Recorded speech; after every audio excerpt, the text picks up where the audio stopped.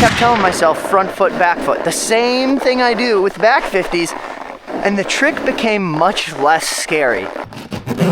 Good morning. Hey, birds. It is 0 degrees right now. Apparently, we're going snowboarding. By the time we get there, it should be 4 degrees, which is nice. Sun is out. We love the sunshine. We get no sunshine in the early months of the winter here. When January hits, we start getting really, really cold, but the sun comes out. I'm unsure what we're gonna do, but I'd like to pick out something that's kind of crazy that'll take me a bit. So, Trollhog and Garrett, do your thing. Good, how are you doing? I'm great.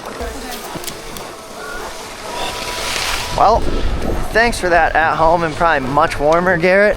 You're right about one thing. It is cold, but I don't think we're gonna do anything crazy today. As a matter of fact, it's quite the opposite. Gonna be practicing switch 50s and kind of explaining my thought process behind some of the things I think people should think of and do when they are trying them.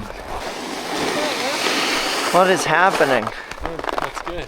It's so dead and it's so nice. Is it? Is that snow blowing onto the park? No, it's like going on the other side, like the small side, but like kind of like halfway through at like the donkey. Yeah. It kind of blows in your face a little bit. How about the 50 foot? 50 foot still. Yes! No one's here. No one comes in the morning. I know, it's nice, and the sun's nice and warm too, so it's not like horribly cold. Wake up, people. Yeah, no one comes before like 3. It's insane. And then they pull up and they're like, why are you going home? I'm like, dog. 5 hours. Yeah. Good to start my morning seeing you. Yeah. I'll see you See you soon. guys out there. Bye. Good morning. Don't try this at home. Haha, probably because you don't have a tow rope there.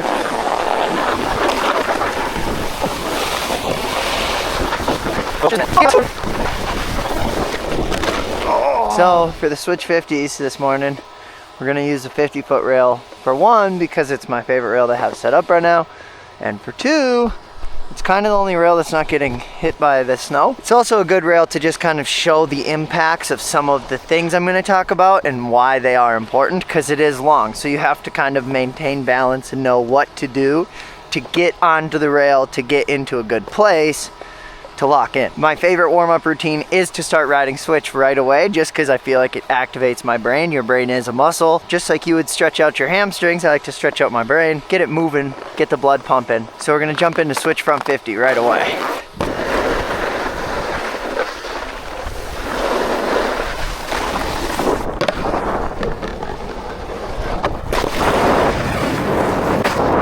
Most important thing you want to remember when you're doing anything switch is that it's no different than doing it your regular stance.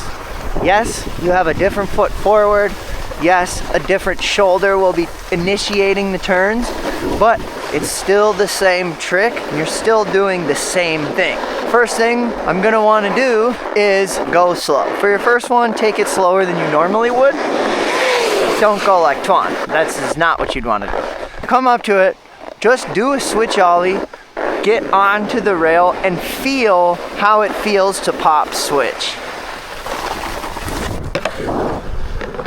Each time you do it, it will start to feel a bit more comfortable. Don't get me wrong, I'm still scared of them.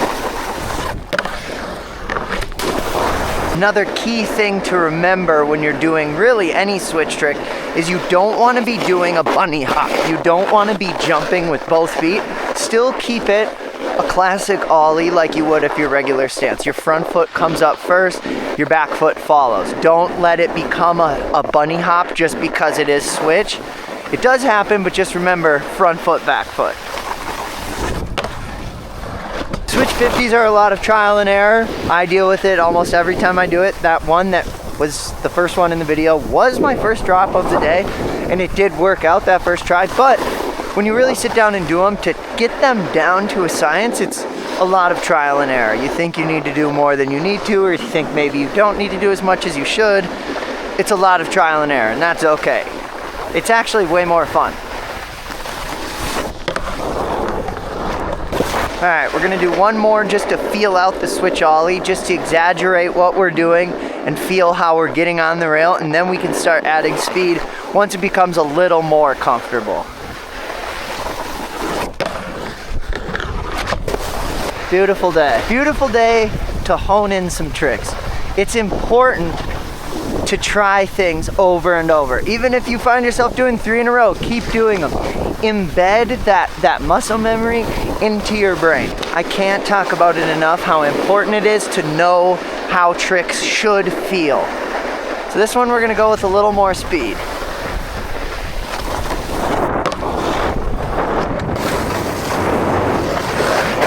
See, and already right there, we're getting farther. Slow and steady.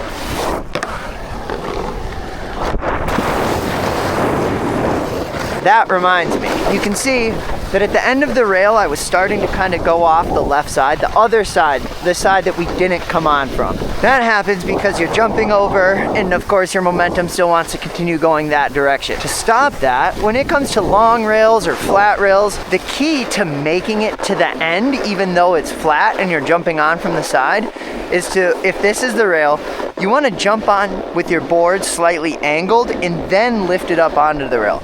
That doesn't mean do a low pop. That just means pop and land on the side. You're gonna land in a crouched position and then actually sort of stand up as the rail progresses. That's going to get your weight on top of the rail slowly instead of yanking you over the rail, and you'll be able to lock in and get to the end of longer rails easier. So, sit on the side, stand up.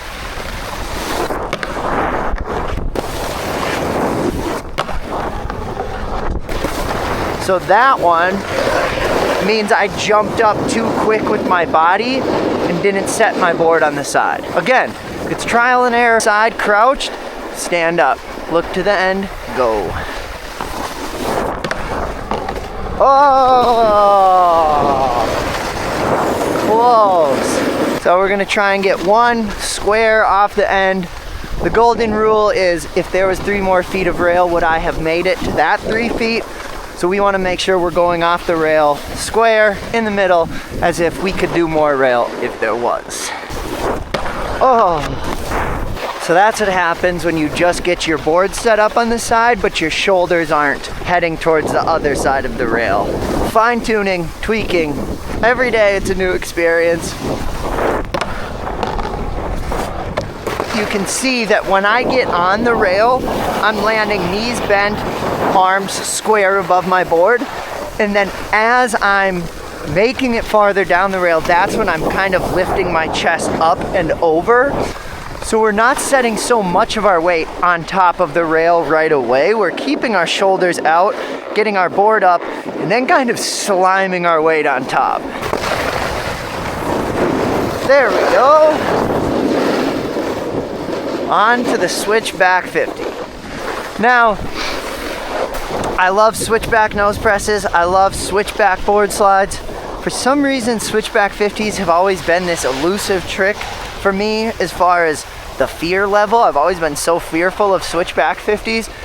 And it's my back foot. I've found that it's getting my switch back foot onto the rail backside has always felt very strange for me. And it wasn't up until, honestly, 2 weeks ago that I started realizing that a switch back 50, going back to what I said at first, is no different than a back 50, and back 50s are my comfort trick. So as I started riding up to the rail, instead of thinking about how scary it was and how different it was, I kept telling myself front foot, back foot, the same thing I do with back 50s, and the trick became much less scary. We're jumping into the switchback 50. Again, these scare me, but it's that thought of it's the same damn thing. It's front foot, back foot. Not scary. Not as scary. Not as scary as it was. Still scary. Less scary. Jump number 2. There we go.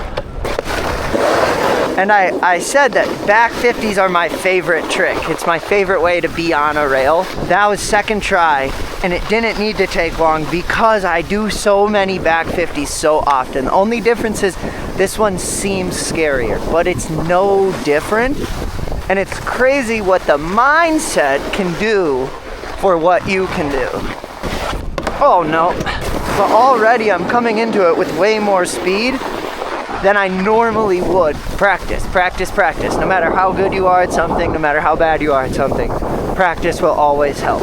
You might be the worst, but you will be better if you practice. You might be the best, you'll be better if you practice.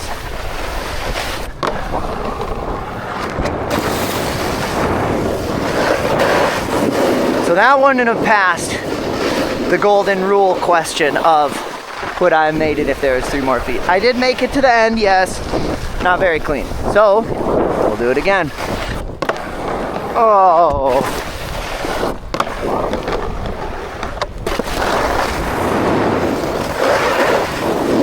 Oh, we could have gone a million feet. All right, having done both of the switch 50s, we're gonna try and do them back to back. It's so hard to have them consistent enough to do them on command, so we're gonna try and do them back to back before we leave.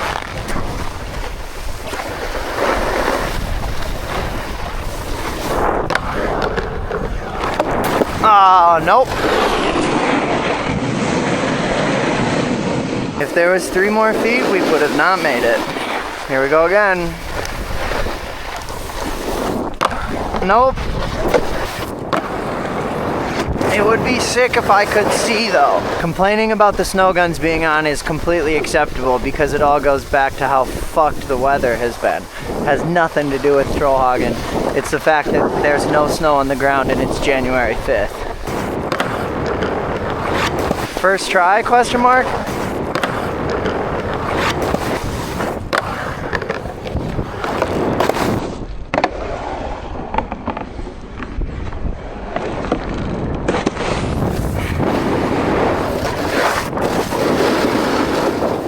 All right, switch back 50. Time to happen.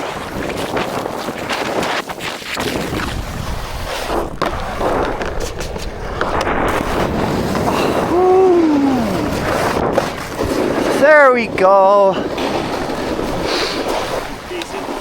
I hope this video could teach some of you something, whatever it is. If it doesn't, I hope it inspired you to at least go do something cool, like switch 50s. Thanks for watching. See you next time.